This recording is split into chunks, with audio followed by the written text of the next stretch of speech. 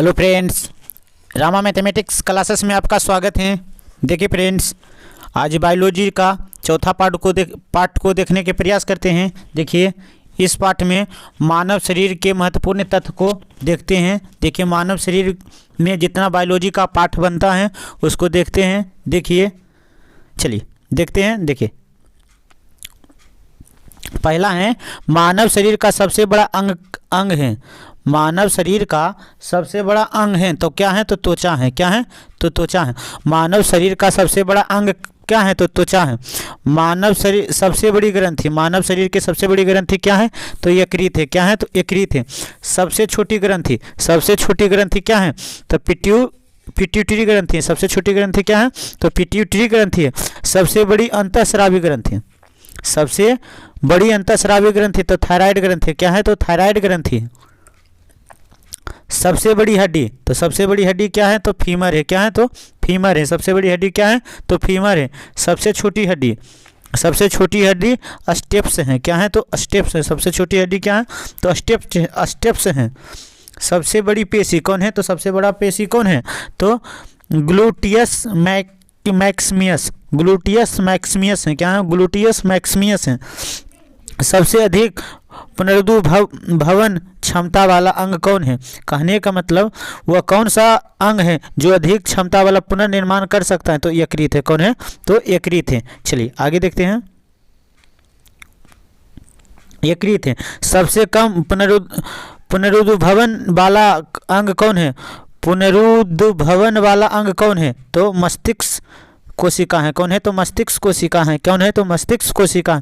सबसे बड़ी कोशिका, सबसे बड़ी कोशिका कौन सी है? तो न्यूरॉन की कोशिका। सबसे बड़ी कोशिका कौन सी है? तो न्यूरॉन की कोशिका है। सबसे बड़ी धमनी, सबसे बड़ी धमनी, सबसे बड़ी धमनी एब्डामिनल एटोरवा है। एब्डामिनल एटोरवा है। कौन है? सबसे बड़ी धमनी कौन है? एब्डामिनल एटोरवा है। एब्डामिनल एटोरवा है। सबसे बड़ी सिरा, सबसे बड़ी सिरा कौन है? तो inferior vena cava, inferior vena cava, inferior vena cava, inferior vena cava सिरा है। सबसे बड़ा श्वेत रक्त कौन है? तो सबसे बड़ा श्वेत रक्त कौन है? तो मोनोसाइट, मोनोसाइट। सबसे बड़ा श्वेत रक्त कौन है? तो मोनोसाइट है। सबसे बड़ी तंत्र कौन है? तो सबसे बड़ी तंत्रिका कौन है? तो सियाटिक तंत्रिका है। कौन है? तो सियाटिक तंत्रिका है। क्या है? तो सियाटिक तंत्रिका। सबसे पतली त्वचा, सबसे पतली त्वचा कौन है? तो कंजंटिवा, कंजंटिवा है। कौन है? तो कंजंटिवा है। कौन है? तो कंजंटिवा है। सबसे पतली त्वचा कंजंटिवा। सबसे मोटी त्वचा, सबसे मोटी त्वचा कौन से हैं? सबसे मोटी त्वचा तो कौन है? तलवे। कौन है? तलवा। कौन है? तलवा के सबसे मोटी त्वचा है। चलिए आगे देखते हैं। सबसे व्यस्त अंग, सबसे व्यस्त अंग कौन है? तो हृदय है। कौन है? तो हृदय। सबसे व्यस्त अंग कौन है? तो हृदय। सबसे मजबूत हड्डी कौन है? सबसे मजबूत हड्डी तो जबड़े की हड्डी है। कौन है? तो जबड़े की हड्डी है। सबसे मजबूत मांसपेशी, सबसे मजबूत मांसपेशी, सबसे मजबूत मांसपेशी जबड़े की मांसपेशी। कौन है? तो जबड़े की मांसपेशी है। मानव शरीर के सबसे कठोर अंग कौन है? तो दांत का इनेमल है। कौन है? तो दांत का इनेमल। मानव शरीर का तेल ग्रंथि विहीन अंग कौन है? मानव शरीर का तेल ग्रंथि विहीन अंग कौन है? तो होंठ है। कौन है? मानव शरीर का तेल ग्रंथि विहीन अंग कौन है? तो होंठ है। मानव शरीर में सर्वाधिक मात्रा में पाए जाने वाला तत्व, मानव शरीर में सर्वाधिक पाए जाने वाला तत्व कौन है? तो ऑक्सीजन है।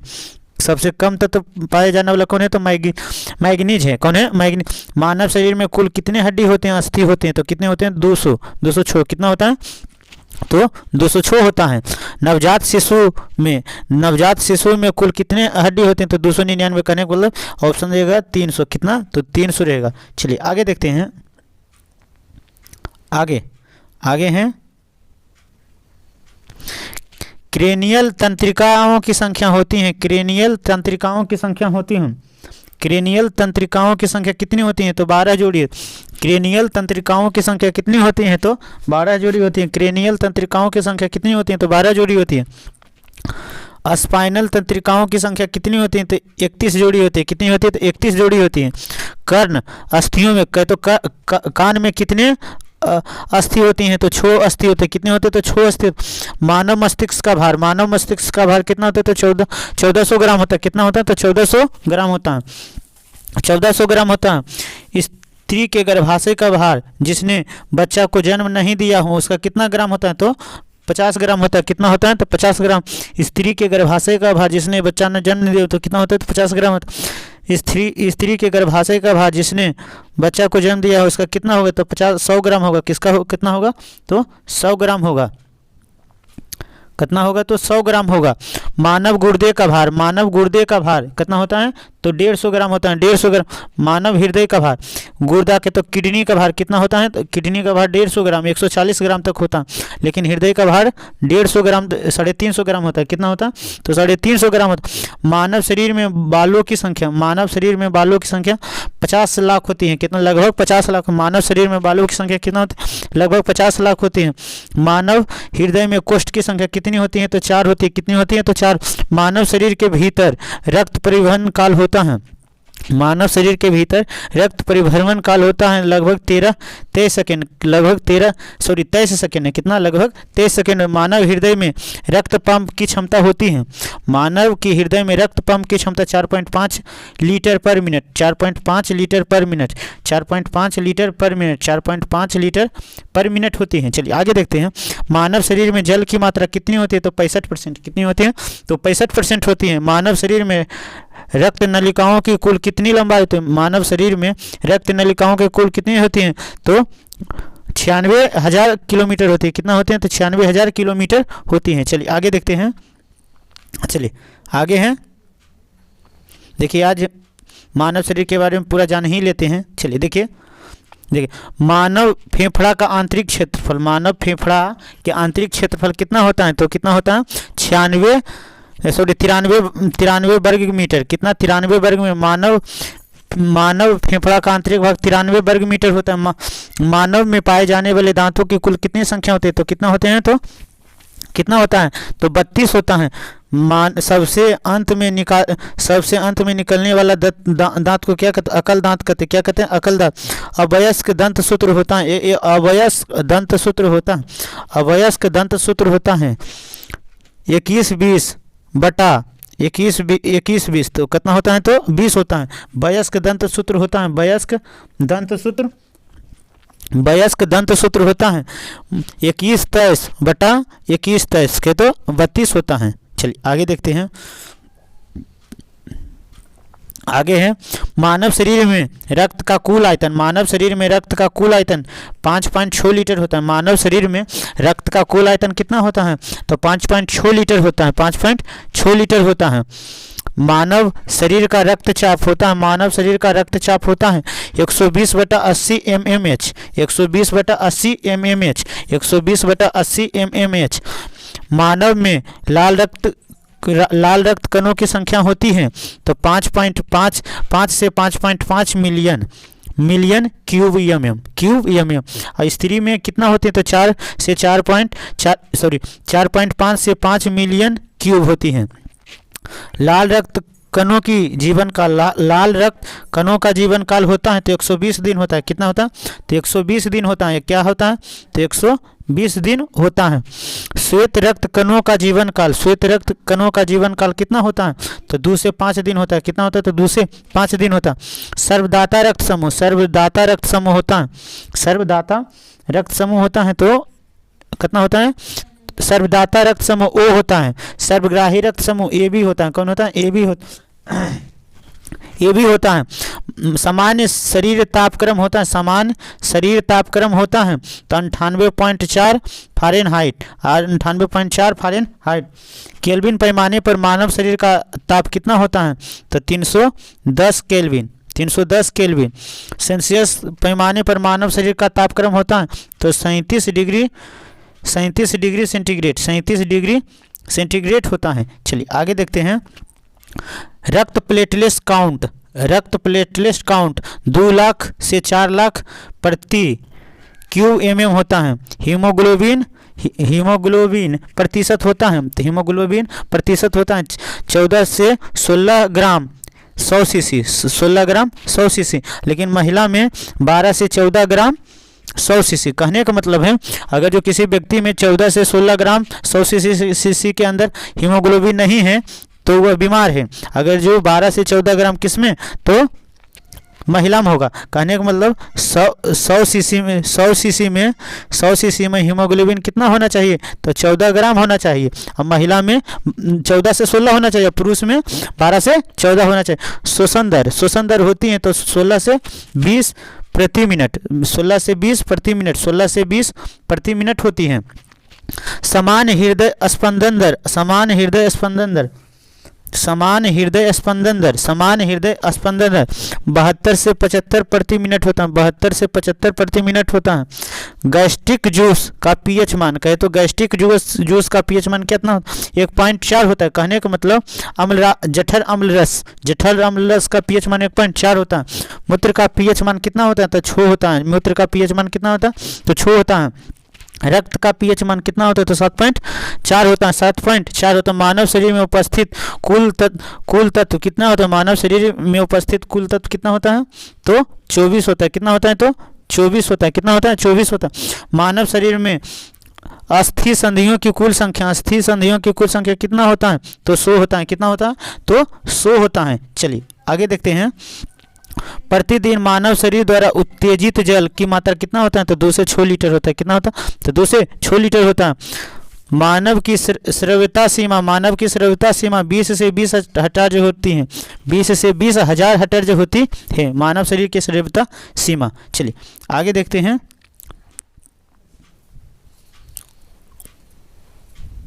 चलिए मानव शरीर में विभिन्न पदार्थों का औसत मात्रा, मानव शरीर में विभिन्न पदार्थों की औसत मात्रा को देखते हैं। देखिए क्या क्या है। चलिए देखिए, इधर पदार्थ हैं, इधर औसत मात्रा है, इधर पदार्थ है, इधर औसत मात्रा है। तो इधर जल, तो मानव शरीर में जल कितना है, तो 63% है। कितना है, तो 63% है। बसा कितना है, तो 12% है। बसा कितना है, तो 12% है। कार्बोहाइड्रेट कितना परसेंट है, तो 5% है। कार्बोहाइड्रेट कितना परसेंट है, तो 5% है।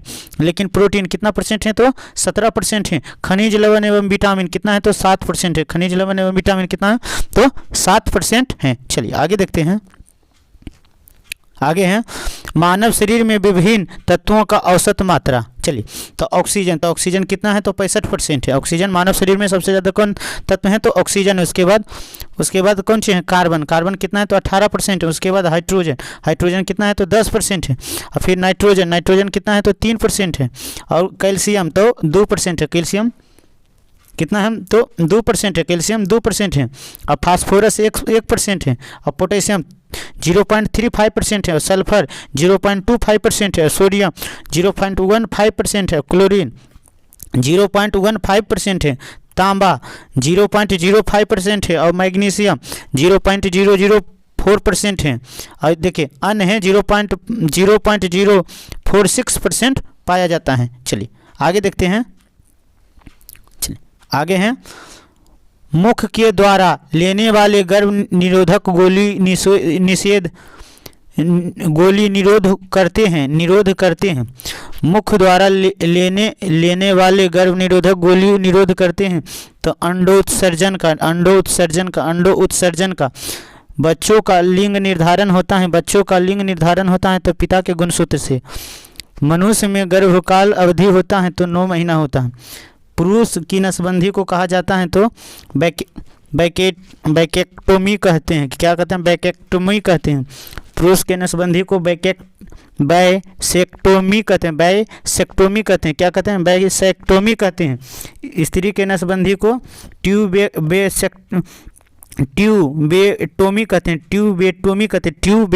कहते हैं। इम्यूनोसेंटेसिस द्वारा परीक्षण किया जाता है गर्भ में शिशु की पहचान।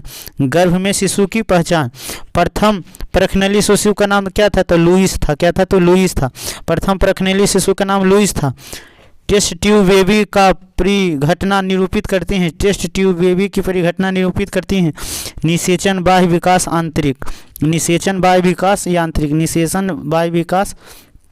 यांत्रिक। चलिए मानव शरीर में पाई जाने वाली कौन सी ग्रंथि वाहिनी विहीन है, तो कौन है, अंतःस्रावी ग्रंथि। तो अंतःस्रावी ग्रंथि।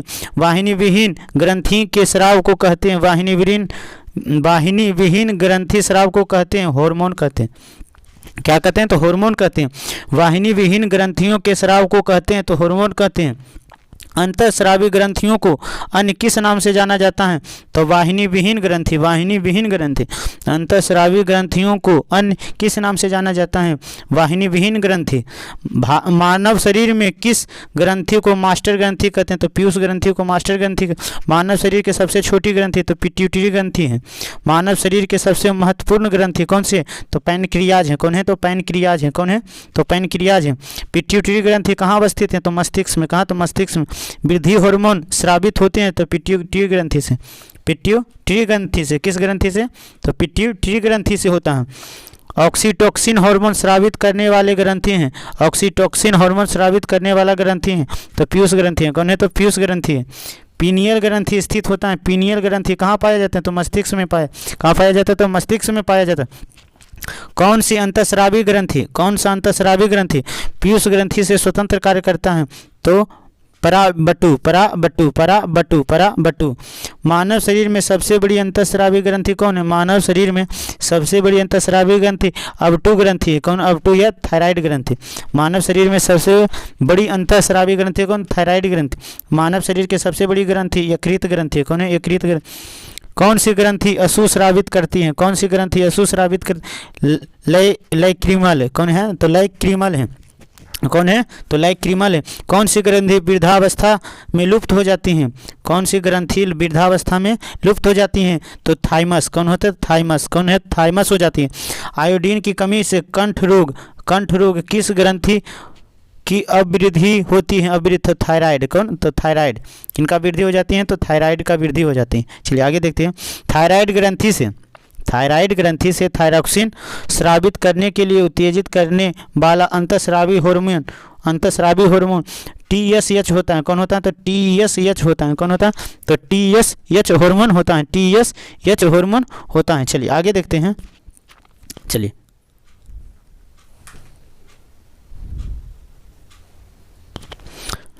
गाय और भैंस के थनों में दूध उतारने के लिए कौन सा हार्मोन किया जाता है? तो ऑक्सीटोसिन हार्मोन। कौन? तो ऑक्सीटोसिन हार्मोन। कौन? तो ऑक्सीटोसिन।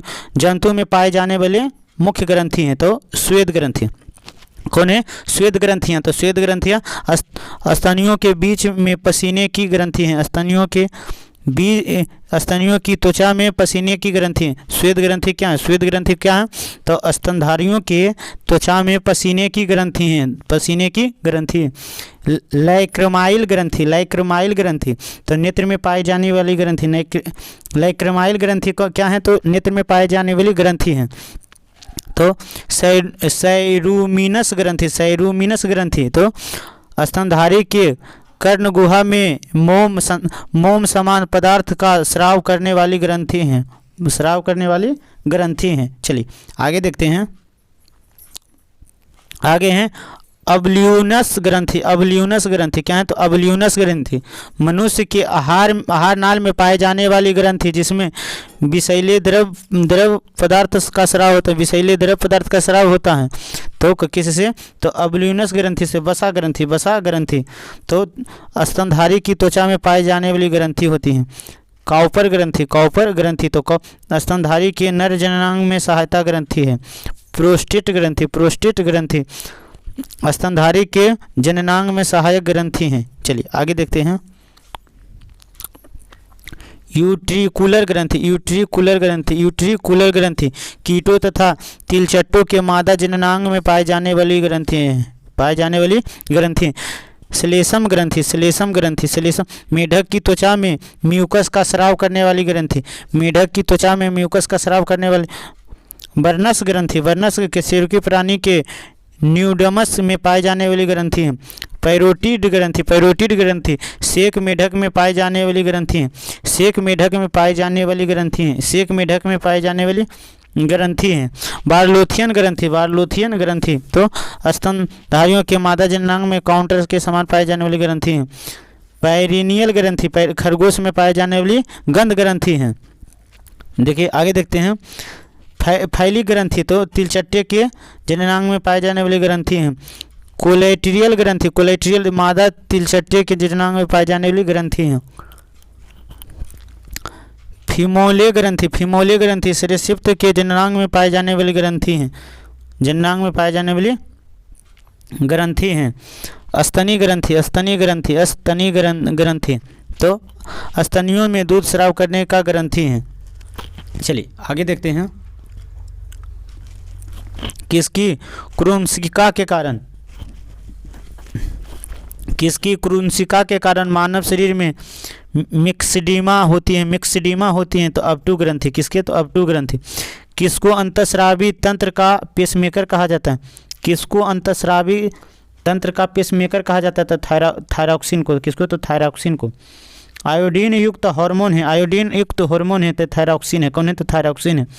मादा जननांग हार्मोन है, मादा जननांग हार्मोन है, मादा जननांग हार्मोन एस्ट्रोजन है, प्रोजेस्टेरोन है, रिलैक्सिन है, रिलैक्सिन है, रिलैक्सिन है। मादा जननांग हार्मोन कौन है, एस्ट्रोजन है, प्रोस्टेरोजोन है, रिलैक्सिन है। नर जननांग हार्मोन कौन है तो टेस्टोस्टेरोन है, टेस्टोस्टेरोन है, कौन है तो टेस्टोस्टेरोन है। टेस्टोस्टेरोन का स्राव होता है, टेस्टोस्टेरोन का स्राव होता है ग्रैफियन पुटिकाओं द्वारा, ग्रैफियन पुटिकाओं द्वारा, ग्रैफियन पुटिकाओं द्वारा। उड़ो और लड़ो हार्मोन, उड़ो और लड़ो हार्मोन, उड़ो और लड़ो हार्मोन एडिनल ग्रंथि को कहा जाता है, किसको तो एडिनल ग्रंथि को कहा जाता है। रक्त चाप का नियंत्रण करता है, रक्त दाब का नियंत्रण करता है अधिवृक्क को, क्या करता है तो अधिवृक्क नियंत्रण करता है, कौन करता है तो अधिवृक्क नियंत्रण करता है। चलिए आगे देखते हैं। अच्छा है, चलिए देखिए तो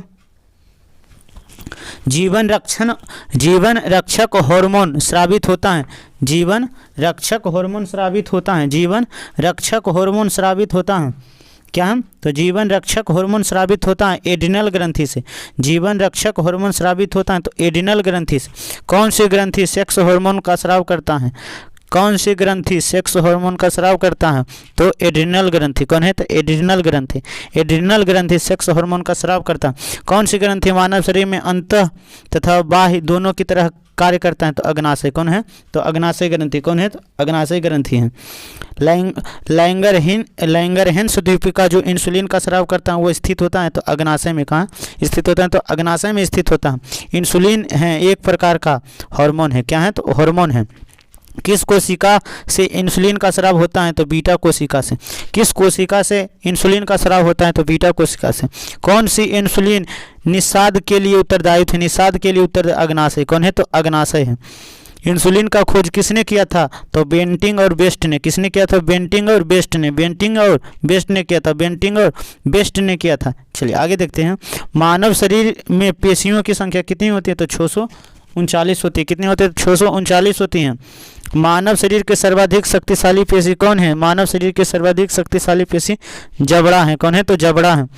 किसकी पेशियां में स्वस्पंदन का गुण पाया जाता है, किसकी पेशियां में स्वस्पंदन का गुण पाया जाता है तो हृदय के, हृदय के। किस अम्ल के कारण मांसपेशियां के जमने के कारण मनुष्य का थकान होता है तो लैक्टिक अम्ल, कौन है तो लैक्टिक अम्ल। मानव अंग में कॉर्निया का भाग है, मानव अंग में कॉर्निया का भाग है, मानव अंग में कॉर्निया का भाग है तो आँख, कौन है तो आँख है। मानव अंग में कॉर्निया का भाग है तो आँख है। नेत्रदान में कौन सा भाग प्रयुक्त किया जाता है तो कॉर्निया, कॉर्निया। नेत्र में प्रकाश की मात्रा को नियंत्रित कौन करता है तो आइरिस करता है। कहने का मतलब नेत्र में प्रकाश को अधिक मात्रा में जाने से रोकता है तो आइरिस करता है। आँख के रेटिना को कैमरा के किस भाग से तुलना की जाती है तो फिल्म से, किसके तो फिल्म से की जाती हैं, फिल्म से की जाती हैं। चलिए अगला। आँख के किस भाग पर वस्तु का प्रतिबिंब बनता है, आँख के किस भाग से वस्तु का प्रतिबिंब बनता है तो रेटिना, तो रेटिना के रंगों में विभेद के लिए उत्तरदायी थे, रेटिना में रंगों के विभेद के लिए उत्तरदायी थे, रेटिना में रंगों के विभेद के लिए उत्तरदायी थे तो कौन है कौन से, रेटिना में रंगों के विभेद के लिए उत्तरदायी थे तो कौन से। आइरिस का कार्य करता है तो पुतली के आकार को नियंत्रित करना, आइरिस का कार्य है पुतली के आकार को नियंत्रित करना। त्वचा का रंग किसके कारण होता है, त्वचा का रंग किसके कारण, मेलानिन के कारण, मेलानिन के कारण, मेलानिन के कारण। मानव शरीर का सबसे बड़ा अंग है तो त्वचा है, कौन है तो त्वचा है। त्वचा की सबसे ऊपरी सतह कहलाती है, त्वचा की सबसे ऊपरी सतह एपिडर्मिस कहलाती है, क्या कहलाती है एपिडर्मिस कहलाती है। मानव की त्वचा किस स्थान पर सबसे अधिक मोटी होती है तो तलुआ, कहाँ तलुआ। मानव शरीर की कौन सा पदार्थ सबसे अधिक कठोर होती है? तो दंत बल्क। क्या होती है? तो दंत बल्क अधिक कठोर होती है, दंत बल्क अधिक कठोर होती हैं। चलिए आगे देखते हैं। किस प्राणी के शरीर समस्त भार के अधिकांश भाग में होता है? तो जल। कौन? तो जल। केसुरकी जंतु के शरीर का सर्वाधिक कठोर भाग, केसुरकी जंतु के शरीर का सबसे अधिक कठोर भाग इनेमिल होता है। कौन? इनेमिल होता है। मानव शरीर के कौन से अंग का प्रत्यारोपण नहीं किया जाता है? तो मस्तिष्क का। मानव शरीर के किस भाग का प्रत्यारोपण नहीं किया जाता? तो मस्तिष्क। मानव का मस्तिष्क लगभग कितने ग्राम का होता है? तो 1400 ग्राम का। कितना होता है? तो 1400 ग्राम का होता है। मनुष्य की आंसू में कौन सा एंजाइम होता है? तो लाइसोजाइम होता है। कौन सा होता है? तो लाइसोजाइम एंजाइम होता है। मनुष्य के आंसू में कौन सा एंजाइम होता है? तो लाइसोजाइम होता है। मानव शरीर के सबसे बड़ी कोशिका कौन सी है? तो मानव शरीर के सबसे बड़ी कोशिका कौन सी? स्नायु कोशिका। स्नायु कोशिका कौन है? तो स्नायु। मानव शरीर के किस अंग में लसिका कोशिका बनती है? तो दीर्घस्थि में। कहाँ? मानव शरीर के किस अंग में लसिका कोशिका होती है? तो दीर्घस्थि में। मानव शरीर में अनिवार्य एमिनो अम्ल की संख्या होती है। मानव शरीर में अनिवार्य एमिनो अम्ल की संख्या होती है तो 20 होती है। कितनी होती है? तो 20 होती हैं। कितनी होती हैं? तो 20 होती हैं। मानव शरीर का सामान्य तापमान होती है। मानव शरीर का सामान्य तापमान होती है तो कह सकते हैं 37 डिग्री। ले इसे 37 डिग्री सेंटीग्रेड, 37 डिग्री या 36.9 सेंटीग्रेड। भोजन का अनिवार्य अवयव है। भोजन का अनिवार्य अवयव है कार्बोहाइड्रेट। भोजन का अनिवार्य अवयव है कार्बोहाइड्रेट। कौन सा पदार्थ मानव शरीर में ईंधन का काम करता है? कौन सा पदार्थ मानव शरीर में ईंधन का काम करता है? तो कार्बोहाइड्रेट। कौन? तो कार्बोहाइड्रेट। शरीर को सर्वाधिक ऊर्जा प्रदान करता है। शरीर को सर्वाधिक ऊर्जा प्रदान करता है तो कार्बोहाइड्रेट। मानव शरीर में कार्बोहाइड्रेट पुनः संग्रह करता है तो ग्लाइकोजेन में। कैप्सूल का आवरण बना होता है तो स्टार्च का। कैप्सूल का आवरण बना होता है तो स्टार्च का। कौन सी शर्करा तत्काल ऊर्जा देता है? तो ग्लूकोज। कौन देता है? तो ग्लूकोज देता है। एथलीट को जल्दी ऊर्जा एवं ज़्यादा ऊर्जा किसके द्वारा मिलता है? तो कार्बोहाइड्रेट से। किससे? तो कार्बोहाइड्रेट से। चलिए फ्रेंड्स, अगले वीडियो में अगले टॉपिक को देखने के प्रयास करते हैं। देखिए अगले वीडियो में बायोलॉजी को ख़त्म करने के प्रयास करते हैं, जंतु विज्ञान को, उसके बाद पादप विज्ञान को पढ़ने के प्रयास करते हैं। Thanks friend. जय हिंद फ्रेंड।